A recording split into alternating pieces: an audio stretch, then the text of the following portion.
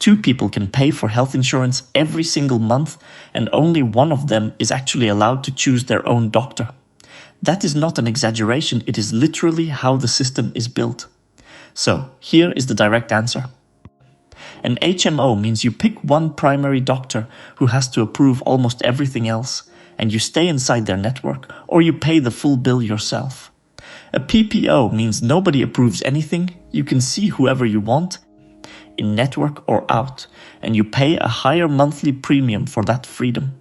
That is the entire difference in one sentence. Everything else you have ever heard about these two plans is really just a consequence of that one rule. But here is what should actually bother you about that. If the difference really comes down to one rule about referrals, why does the price gap between these plans get treated like some deep mystery of the insurance industry? Why does it feel like you need a finance degree to pick a plan during open enrollment? The honest answer is that the industry benefits when this looks complicated. A confused shopper picks based on the name they recognize, not the plan that fits them. Once you see the actual mechanics, and I mean the two specific switches that get flipped between an HMO and a PPO, the whole confusing wall of acronyms falls apart into something almost embarrassingly simple. So let's open it up. There are exactly two questions that separate every health plan type from every other one, and HMO versus PPO is just the two extreme answers to those questions. Question 1. Do you need a referral to see a specialist? On an HMO, yes, always. Your primary care doctor is the gatekeeper for literally everything past a basic checkup. On a PPO, no, you call the specialist yourself and walk in. Question 2. Does the plan pay anything if you go outside its network? On an HMO, no, outside network care is on you, dollar for dollar, except real emergencies. On a PPO, yes, it pays less than in network, but it still pays. That's it. That's the whole architecture. Lower cost and a gatekeeper, or higher cost and total freedom. There's a third thing that changes between these plans that almost never gets explained clearly, and it's the actual size of the network you're choosing from. An HMO doesn't just require a referral, it also tends to build a smaller, more tightly managed list of doctors and hospitals in the first place, because the insurer is negotiating harder rates in exchange for steering all of its members toward fewer providers. A PPO's network is usually built wide on purpose, specifically so that in-network already covers most of what you'd want, which is part of why you rarely even need the out-of-network option in the first place. So the referral rule is only half the story. The other half is that an HMO is betting you'll be happy inside a smaller room, and a PPO is betting you'd rather have a bigger room you might not fully use.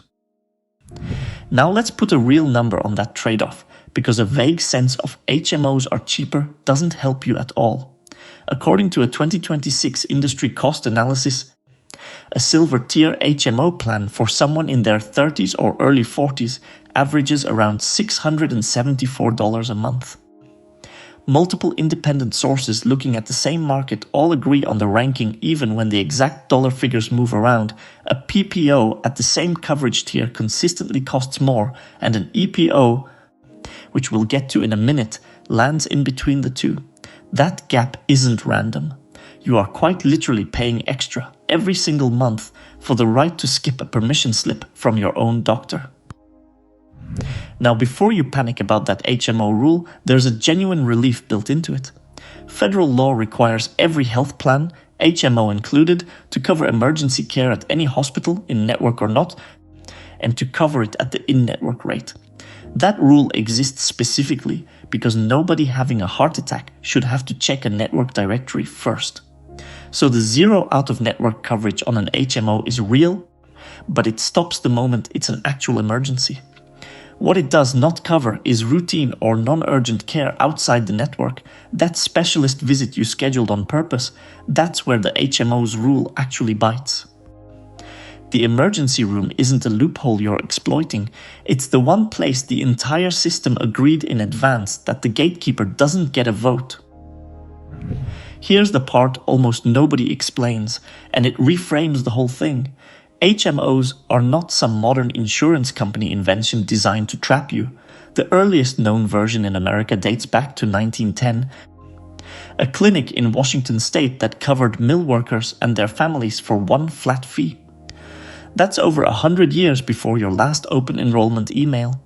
Then on December 29, 1973, President Nixon signed the Health Maintenance Organization Act into law.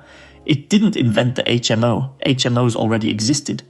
What it did was hand out federal grants and loans specifically to help HMOs get built faster, on the theory that if enough of them competed for patients, healthcare costs across the whole country would come down.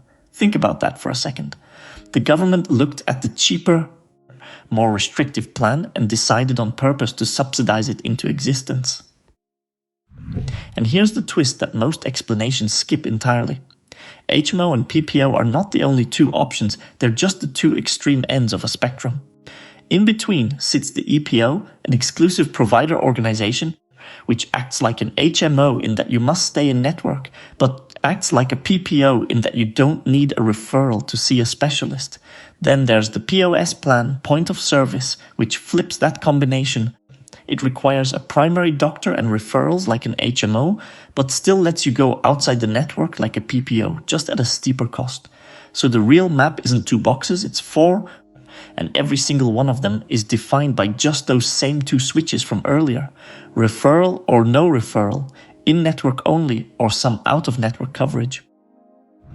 Here's where this stops being just an employer benefits topic. This exact same HMO versus PPO split runs straight through Medicare Advantage plans too. If you're helping a parent pick a Medicare plan, or you're getting close to 65 yourself, you will hit this identical decision, gatekeeper and lower cost, or freedom and higher cost, just wearing a Medicare label instead of a workplace one. The mechanics don't change one bit. Once you understand the 2-switch model, you have already done the hardest part of that decision before you even open the enrollment paperwork. So here's how you actually use all of this instead of just nodding along. Ask yourself one honest question first. Do you already have a doctor or a specialist you like who might not be inside every network? If yes, the PPO's out-of-network coverage is probably worth its higher premium, because switching doctors to save money is its own kind of expensive. If you're generally healthy, rarely need a specialist, and your current doctors already sit inside the HMO's network, the lower premium is close to free money, take it. The one thing you check before enrolling in anything, not after, is whether your actual doctors are listed in that plan's network. That single 5-minute search prevents almost every horror story you've ever heard about this stuff.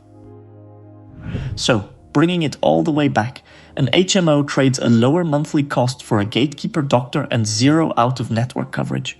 A PPO trades a higher monthly cost for the freedom to see anyone, anywhere, without asking permission first. Everything else, the EPOs, the POS plans, even Medicare Advantage, is just a different combination of those same 2 switches. And now that you can see the switches instead of the acronyms, picking between them stops being a mystery and starts being basic arithmetic about your own life. Tell me in the comments which one you're actually on right now, and whether you picked it on purpose or just went with whatever your employer defaulted you into.